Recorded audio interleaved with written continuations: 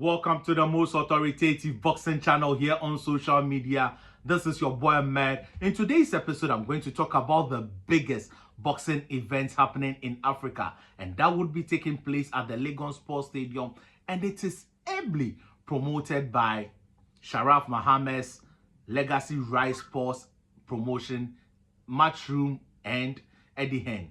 This event was much made by Mubarak Yusuf, also known as Ni Jr. So kudos to all the people who put up this event. And the side attraction is that Shatta, Wale would be performing. But my focus is not on the entertainment aspect of it. My focus in this particular episode is on the pure boxing aspect of it. I'll be bringing you my prediction of 5 out of the 9 fights happening on the night. And those fights are Greg Richards versus Dan Azeez, Theophilus Pakpo Allotey versus Jerry Rakelny, then Holy Dogbeto versus Expensive Boxer, also known as real name John Lai. Then we have who else? Ibrahima Diallo versus Samson Segbeji, and the last but not the least fight I would be bringing you would be Seth Jima, Freezy Macbones versus Jonathan Tete. The grudge has already started, and this is the right channel to be. So let me know your prediction in the comment section. If you disagree with me, let's state it. If you agree with me, state it. Whatever your opinion is, state it in the comment section. But before you do that, hit the subscribe button, press the bell icon, express your views in the comment section. It would be open. So let's go on, as you also remember to share this video with anyone who loves boxing. Now, the first fight I would be talking about would be Seth Jima and Jonathan Tete. This is a very interesting fight by all standards. Let's look at their last 6 fights. Both of them are undefeated, so definitely someone is going to lose his undefeated record. So that is a fact. Seth Jima, Freezy Macbone, last 6 fights, John Gunu, Allotey, then Komi, Mandan, Bamson, and Marshall. All he got a technical win, a technical stoppage or a knockout. So these are very impressive records. Facts. Let's go to Jonathan Tete. Last 6 fights, Okain, Tete, Tutu, Sasu, Akoshi, the late Baobali, and Ibrahim. All of them stoppage or technical knockouts. So these 2 guys are knockout artists. So anyway, anyhow, I'm expecting this fight not to travel the distance. Why do I expect this fight not to travel the distance? Expect the records of those fighters. Jonathan Tete has been calling out Freezy Macbones for a very long time, but Freezy Macbones stated that Jonathan was not at his level, as Jonathan had just turned pro. Now Jonathan has 10 fights under his belt. Freezy has 11 fights under his bout experience. So who do I think would win? I think that both men, to be honest, as a boxing purist, have not fought the best of opponents. Facts. Both men have not fought the best of opponents. Jonathan Tete is an Olympian. He tried to qualify for the Olympic Games, etc., has been to African Games, and has more international amateur level experience more than Freezy Macbones. Freezy is the older man of the 2. He is 36 years and age is not on his side. He came to the game late. Jonathan has been boxing for a very long time, 25 years, the younger man of the 2, and I am favoring Jonathan Tete to emerge victorious in this particular bout. A lot of people would be tuning in to watch Freezy. Freezy is the A side, but I think that Jonathan Tete just has a little bit more than Freezy Macbones. Freezy Macbones, whether win or lose, has given a good account of himself throughout his boxing career, and kudos to him. But I am predicting a Jonathan Tete win. Now, the next fight I would be going to is my favorite fight of the night. It's my favorite fight of the night. It is going to be between Holy Dogbeto, who holds the Africa IBF belt, and former WBO champion in the person of John Lai. I love this guy so much. Anytime he sees me, senior. I love him so much. Expensive boxer, as we all call him, John Lai. This is a guy who turned pro very early, age 8. I think 18 he had turned pro. He's just 23 years of age. He has 16 fights, won 15, lost none, and has drawn 1. Whilst Holy Dobeto is 26 years, 14 wins, 1 loss in his last bout. Then he also has drawn 1. Let's take a look at their records. They have fought better opposition, unlike Freezy and Jonathan. Loco. He has fought Loco twice. 1 did not go in his way. That was a technical draw. Then he later beat him. Then Patrick Aye. Then he won at the WBC Grand Prix against Alexander Solomonkovic. So this is a guy who has fought better opposition than our previous opponent. Then now let's look at expensive boxer Josh Crapper, who was a former challenger. If those who would advert their mind back, Josh Crapper was one of the very good boxers who challenged no other than the brave son Isaac Dogbe, Solomon Mate, good boxer. Then he was also Gabriel Odoi Lai, Majid. Then he also went international and beat Voodoo Sheiks.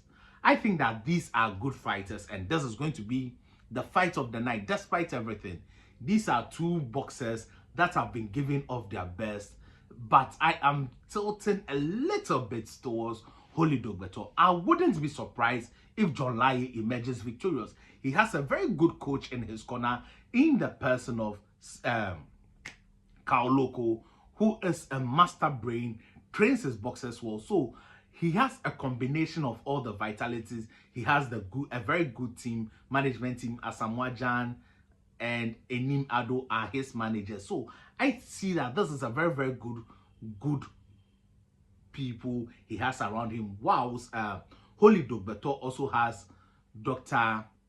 Adepoku around him, Isaac Amankwa also as his manager. So these are people who have good people around him. So it's going to be a very well prepared fight. They are going to be ready, and they are going to give us the best boxing of the night, because both of them would want to take the bragging right in the community. So I am tilting towards Holy Dobeto slightly, but I wouldn't write off John Lai, as he is also a very, very good boxer and can emerge victorious on the night.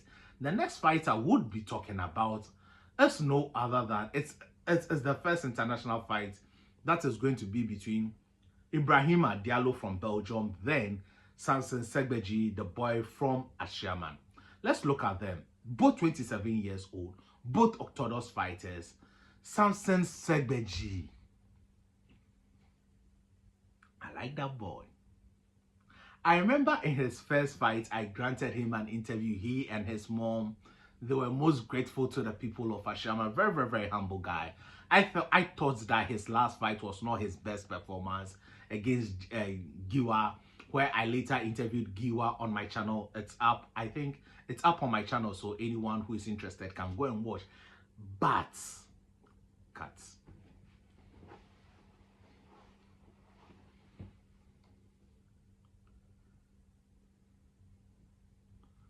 But the right thing he has done in this particular fight is to move to the super welterweight division. I have been advocating for this for long, because sometimes when you see him during weigh-ins, you could see that he is quite dry and finds it challenging in order to make the weight. But moving to the super welterweight division, 154-pound weight limit, I think that he would come to his full self. His body is growing, 27 years. His body is growing, and making the welterweight has been challenging, and he would give a very good account of himself. Diallo, I've really not watched him. I've seen excerpts of him. He is quite good, but I am favoring the Ashiaman boy to emerge victorious.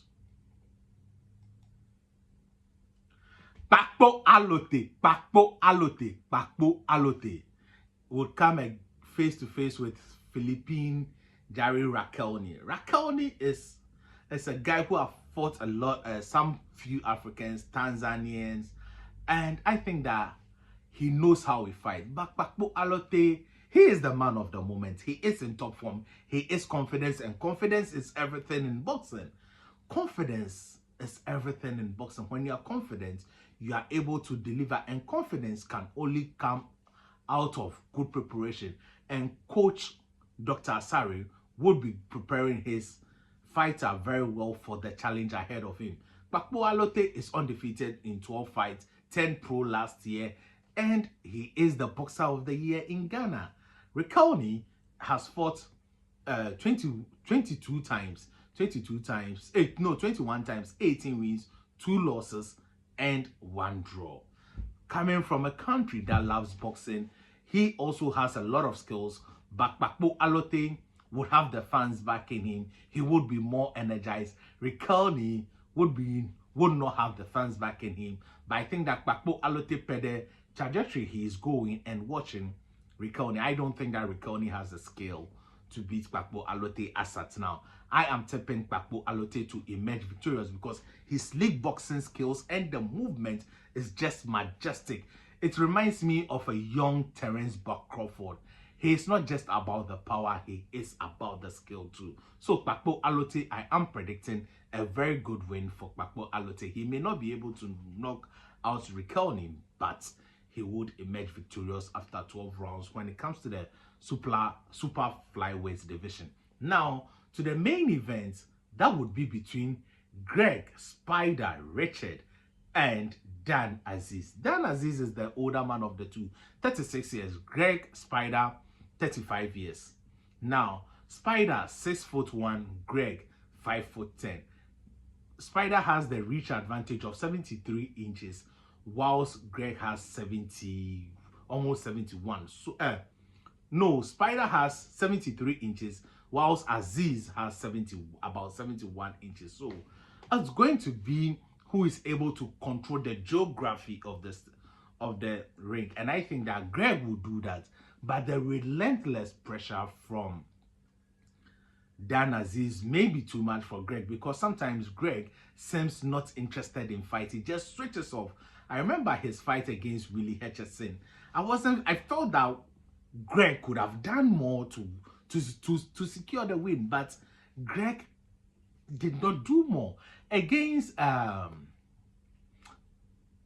Joshua Boache. They have both fought Joshua Boache and have lost to him via unanimous decision.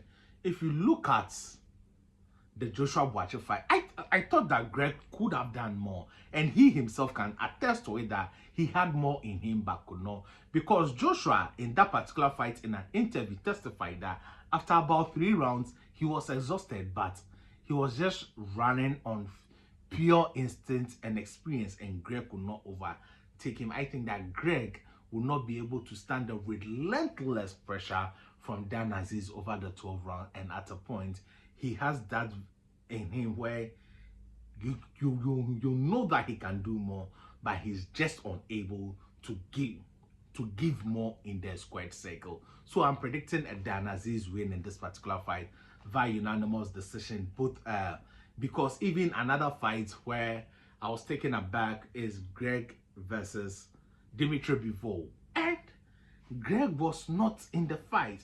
You could see that it was his chance to give a very good account of himself. Dan Azeez also has his own shortcoming.